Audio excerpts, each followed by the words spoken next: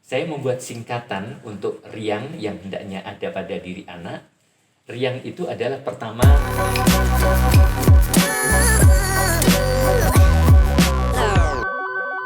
Halo, bersama saya Rere. Saat ini saya bersama dengan Dr. Krisna Mulyadi, dokter spesialis kedokteran jiwa dari Rumah Sakit Omni Alam Sutra.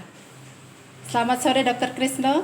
selamat sore juga. Apa kabar dokter? Mbak Rere. Sehat? Alhamdulillah baik. Ya, Sehat puji semuanya. Tuhan. Terima kasih dokter sudah meluangkan waktu untuk berbincang-bincang dengan saya dari Sekolah Stella Maris. Ya, mudah-mudahan banyak manfaatnya. Ya. Dokter, seperti yang kita ketahui bersama bahwa saat ini kita sedang mengalami kondisi di mana anak-anak diharuskan untuk stay di rumah, dokter. Nah, ini ada, kalau saya lihat ada terjadi perubahan pola ya dokter, dari yang tadinya setiap hari bisa pergi ke sekolah, bisa bertemu dengan guru, teman-teman, tapi saat ini mereka harus berada di rumah, belajar di rumah, bermain juga dibatasi, harus di dalam rumah. Nah, seperti ini apakah ada pengaruhnya terhadap pertumbuhan psikologis anak, dokter? Ya, memang tentunya ada perubahan-perubahan yang berdampak juga seolah anak harus menyesuaikan dengan keadaan yang baru ya, Mbak Rere. Karena itu para orang tua, para guru tentunya patut sangat memahami bahwa ada yang tidak semudah itu mengalami perubahan tadi, sehingga kesabaran kita atau lebih tepatnya dalam memberikan empati untuk berlangsungnya perubahan itu hendaknya bisa tahap demi tahap, hendaknya menjadi pegangan kita bersama. Baik dokter. Dokter, kira-kira ada tips dari dokter bagaimana caranya untuk menjaga mental anak nih dokter agar tetap perkembangannya tetap sehat saat menghadapi kondisi seperti ini? Ya, tentunya patut kita lihat bahwa pertama dalam proses belajar sikap mental itu nomor satu, karena ini adalah sesuatu yang melibatkan masalah baik secara berpikir maupun secara emosional. Kalau kebetulan kita terlalu menerapkan pada aspek berpikirnya atau hanya aspek kognitifnya, tentunya kita seolah mengabaikan bahwa anak pun memiliki emosionalitas, yang artinya tidak boleh dilakukan semuanya itu dengan misalnya kaku, terlalu ketat, atau kelewat formal. Karena biasanya anak menganggap rumah adalah suasana yang informal. Tidak bisa dianggap bahwa rumah itu anak harus seperti di sekolah, yang ada disiplin waktunya, disiplin berbusananya dengan seragam dan sebagainya. Karena itu para orang tua di dalam menggantikan peran guru hendaknya memahami betul hal ini. Dan tentunya saya yakin ini sudah tersampaikan kepada keluarga. Yang kedua yang ingin saya sampaikan juga bahwa kita ini sebenarnya menghadapi anak-anak zaman now ya, yang beda dengan ketika para orang tua dulu mendapatkan pola pendidikan yang tidak seleluasa pada zaman sekarang. Bahkan mereka ini dikenal adalah generasi, bukan saja generasi Y, tapi sudah generasi Alpha juga. Karena anak-anak ini biasanya lalu punya pola sendiri, sudah bukan generasi yang menikmati TV lagi. Sekarang internet lebih disukai, dan itu pun YouTube-nya, beberapa hal yang lebih khusus lagi. Sehingga di dalam belajar pun pertama para orang tua memahami hal ini ya, bahwa anak-anak generasi alfa ada kecenderungan misalnya punya pola sendiri, tidak bisa hanya mendapatkan petuah atau nasihat ya. Hubungan orang tua dengan putra-putrinya bukan lagi subjek menghadapi objek sebagaimana dulu. Di era sekarang kita mengenal hendaknya dibangun komunikasi efektif yang maknanya adalah orang tua dan putra-putrinya komunikasinya adalah antar subjek. Jadi tidak bisa lagi dengan mengharuskan, memutlakkan, dan orang tua serba harus dipatuhi 100% ya. Orang tua pun perlu memahami keunikan putra-putrinya. Misalnya dalam gaya belajarnya atau di dalam jenis kecerdasan anak. Kita mengenal ada 9 jenis kecerdasan ya, the multiple intelligences itu. Tiap anak punya keunikan dalam kecerdasannya masing-masing, sehingga tidak memungkinkan kita menyamaratakan. Katakan misalnya anaknya yang pertama, putra sulungnya pintar matematik, adiknya kebetulan menikmati belajar lebih pada cara lain, itu lalu diharuskan, kakak pintar matematik, kenapa kamu tidak pintar? Misalnya demikian, pola-pola demikian sudah sepatutnya diubah. Nah, hal seperti inilah yang mungkin patut diketahui oleh para orang tua, yaitu dalam mendidik anak, subjek tetap adalah putra-putrinya. Jadi bukan orang tua yang seolah anak harus serba patuh, tapi justru para orang tua perlu mengenali keunikan atau kekhasan dari putra-putrinya tadi gaya belajarnya, keunikan kecerdasannya yang optimal di mana, kemudian beberapa hal lagi yang memungkinkan orang tua selalu betul-betul melakukan proses mendidik. Ya, mendidik konon bukan sekedar memberi nasihat petua, tapi lebih ke membangun motivasi, memunculkan potensi yang dimiliki anak. Nah, karena itu caranya yaitu tadi, kita kenal dulu keunikan anak-anak, sehingga tidak lagi kita serba memutlakkan dan anak harus serba patuh. Kemudian yang tidak kalah penting adalah bahwa di era masa kini, kecerdasan yang hendaknya dimiliki anak bukan sekedar kecerdasan kognitif atau yang disebut sebagai IQ. Ya, kita perlu mengenal bahwa anak pun perlu dibangun atau dikembangkan kecerdasan emosionalnya, di samping juga kecerdasan sosialnya, sehingga tidak lagi anak semata-mata hanya cerdas dalam hal berpikir matematik atau berpikir yang serba nalarnya diutamakan, tapi juga lebih anak yang bisa memahami pihak lain, atau anak yang bisa berempati kepada sesama, dan anak yang juga bisa bersosialisasi atau berteman, ya, bergaul dengan anak-anak lain, tidak ada kesan bahwa dia egosentris, ya, berpusat hanya pada diri sendiri. Mungkin kita patut waspada di era masa kini ada anak yang memang di satu sisi cerdas, yaitu kecerdasan pikir atau kognitifnya, namun tidak optimal dalam kecerdasan emosionalnya. Misalnya apa? Gampang marah atau gampang frustrasi. Jadi misalnya selama beberapa tahun dia selalu juara kelas, suatu saat turun juara ketiga saja itu sudah nggak bisa tidur, nggak mau makan, ya, beberapa malah mengurung diri dan sebagainya. Maaf dokter, saya potong. Kemudian kalau kita menghadapi anak yang seperti itu, apa yang harus kita lakukan? Ya, itulah tadi kita dalam hal ini melihat adanya kemungkinan memang anak kecerdasan emosionalnya atau yang kadang diartikan sebagai emotional quotient, ya, itu tidak seoptimal kecerdasan kognitif atau IQ dia, intelligence quotient-nya. Nah, kita perlu untuk justru memberikan contoh, ya, konon mendidik itu memberi teladan, ya. Kita memberi contoh, kita berempati. Jadi lebih ke memahami daripada memberikan teguran-teguran atau memberikan vonis, ya. Kamu tidak bisa kasar ini ngomongnya, kamu tidak boleh gampang marah, ya. Dan orang tua misalnya memberitahunya itu dengan cara marah. Nah, anak kan secara tidak langsung tidak belajar kecerdasan emosional yang dicontohkan orang tuanya. Jadi kalau ditanyakan bagaimana sebaiknya, nomor satu kita berempati, kita memahami bahwa memang inilah, ya, salah satu keunikan putra atau putrinya tadi, cerdas di satu sisi, tapi tidak optimal di sisi lain yang itu tidak kalah pentingnya.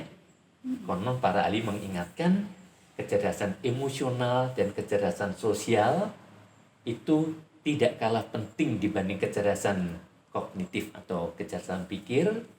Bahkan konon diingatkan era globalisasi seperti ini, sukses seseorang, peran IQ itu hanya 20%.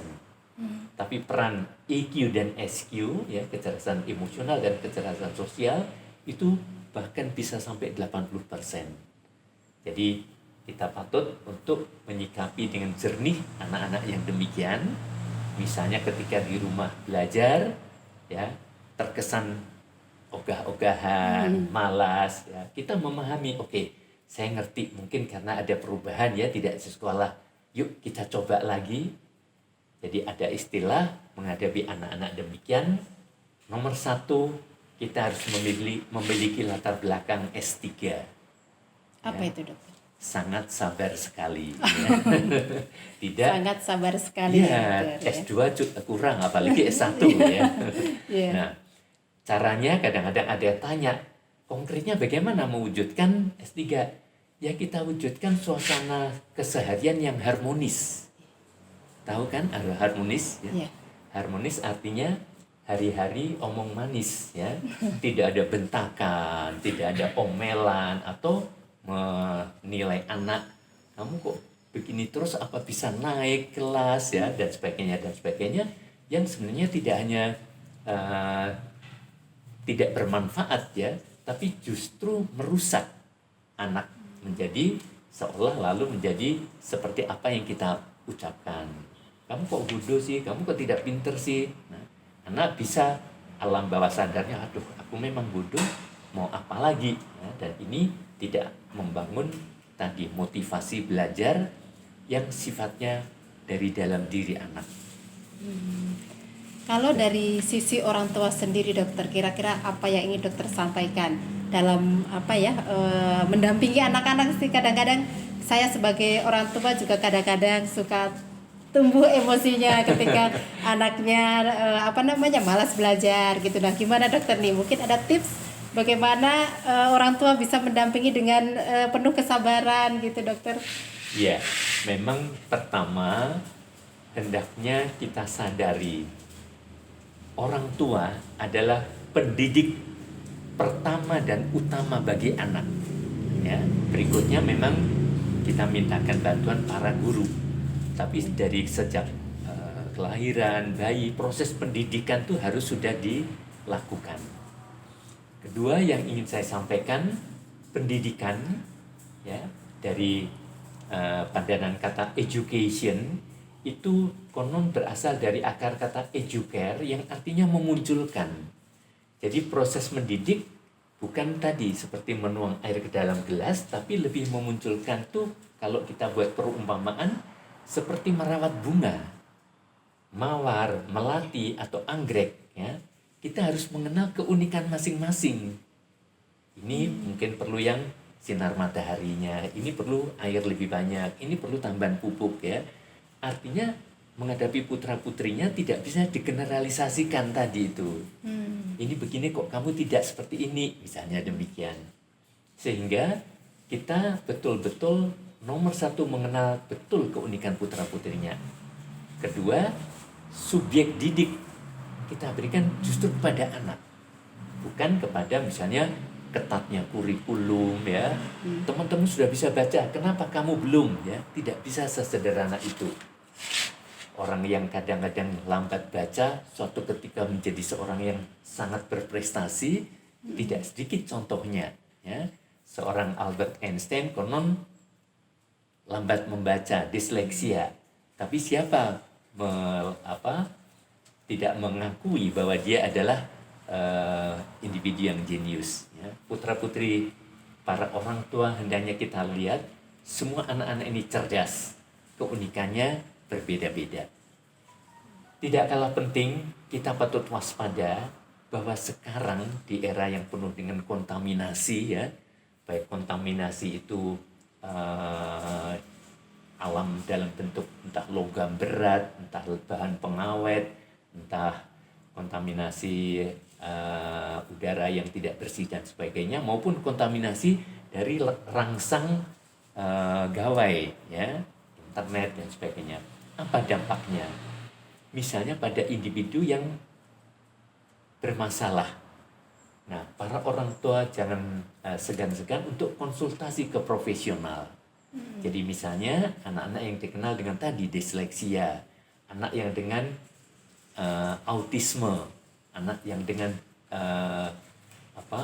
diskalkulia, disgrafia atau ADHD, ya, attention deficit and hyperactivity disorder. Nah, anak-anak demikian yang kadang di satu sisi sebenarnya kelihatan cerdas, tapi ada kesan tadi maunya sendiri, terkesan tidak mau patuh, kemudian belajar juga seolah berat sekali, tidak gampang, ya.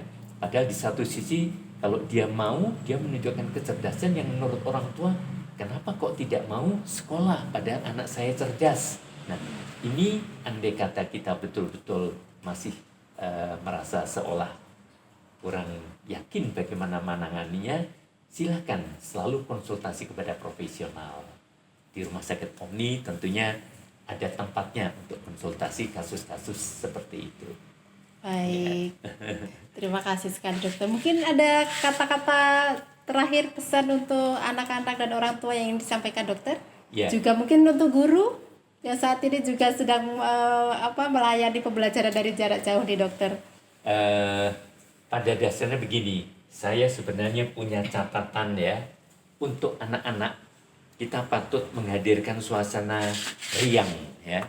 Dalam belajar hendaknya riang. Itulah yang disebut joyful learning, yang konon ingin dikembangkan di era yang penuh dengan permasalahan kesulitan menghadapi anak ini. Nah, saya membuat singkatan untuk riang yang hendaknya ada pada diri anak. Riang itu adalah pertama relax, R-nya relax. Jadi belajar hendaknya betul-betul relax, ya, tidak ada kesan kaku ketat. Kedua, imajinatif. Jadi hasilkan sesuatu yang bukan kaku, kognitif semata, ya, tapi penuh dengan imajinasi yang beragam, yang enak, ya.